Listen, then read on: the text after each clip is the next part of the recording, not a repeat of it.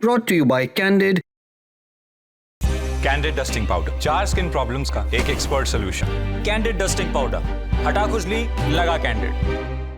America, Israel, Iran war के बीच सभी देशों के राष्ट्राध्यक्ष आकर कुछ न कुछ इस वॉर के बारे में दावा कर रहे हैं। अभी हमने हाल ही में देखा कि प्रेसिडेंट डोनाल्ड ट्रंप भी आए थे और अब बारी है इजराइल के पीएम बेंजामिन नेतन्याहू की। बेंजामिन नेतन्याहू ने आज एक मैसेज दिया है। आज यानी कि 3 अप्रैल को उन्होंने एक जगह से मैसेज दिया है और जगह अपने आप में खास है। किरिया नाम के इजराइल में एक जगह है जो कि मिलिट्री हेडक्वार्टर के लिए जाना जाता है। वहां से उन्होंने मैसेज दिया है कि अमेरिका के साथ मिलकर वो ईरान को ध्वस्त कर रहे हैं, यानी कि वहां के पुल को और बाकी के जो भी फिजिकल इंफ्रास्ट्रक्चर है वहां पर वो साथ मिलकर हमला कर रहे हैं और साथ ही साथ वहां के मिलिट्री ऑफिशियल्स पर भी वो हमला कर रहे हैं। इस बारे में आगे क्या कुछ अपडेट है, हमारे साथ है आकांक्षा बताएंगी। जी आकांक्षा। जी रितु, थैंक यू। तो बेंजामिन नेतन्याहू ने बेसिकली ये दावा किया है कि पिछले कुछ दिनों में इजराइल की एयरफोर्स ने ईरान की करीब 70% जो स्टील प्रोडक्शन क्षमता है उस पर वो तबाह कर दिया है। उनका कहना है कि इससे IRGC जो है इस्लामिक रेवोल्यूशनरी गार्ड कोर, उसकी फंडिंग और हथियार बनाने की ताकत दोनों पर असर पड़ेगा।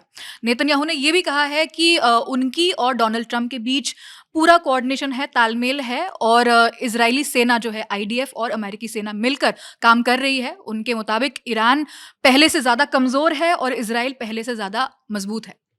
आकांक्षा, आपने यहाँ पे एक बात बोली कि इजराइल पहले से ज़्यादा मजबूत है और ईरान पहले से ज़्यादा कमज़ोर है। इस बात का हम आकलन कैसे कर सकते हैं? बेसिकली रितु, ये देखिए कि ये पूरी तरह से एक पॉलिटिकल और साइकोलॉजिकल मैसेज है। ईरान खुद को आक्रामक और मजबूत स्थिति में दिखा रहा है, अमेरिका के साथ मिलकर बड़ी कार्रवाई करने का दावा कर रहा है, लेकिन ज़मीनी हकीकत इसमें क्या है वो उसकी अभी तक कोई ऑफिशियल पुष्टि नहीं हुई है, कंफर्मेशन नहीं हुई है। तो जो 70% उन्होंने कहा है कि हमने ये कर दिया, वो उसकी अभी कोई कंफर्मेशन नहीं है। जी, तो यहाँ पर एक और बात की उन्होंने चर्चा की कि अभी इजराइल के जो लोग हैं वो एक फेस्टिवल मना रहे हैं।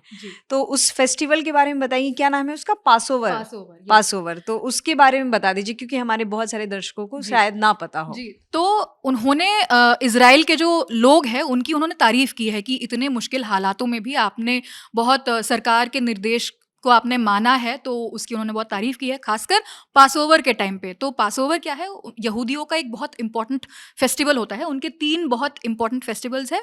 पिलग्रिमेज फेस्टिवल, ये पासओवर उनमें से एक है। तो ये इजिप्ट में जो स्लेवरी था उससे पलायन का, जो एक्सोडस जिसे हम कहते हैं, ये उसको मनाता है ये फेस्टिवल। और नेतन्याहू ने साथ में ये भी बताया है कि लेबनान में हिजबुल्लाह के खिलाफ भी एक्शन जारी है। इजराइल वही अपनी सिक्योरिटी जोन बढ़ा रहा है ताकि अपने नॉर्थ के इलाकों को वो सुरक्षित रख सके।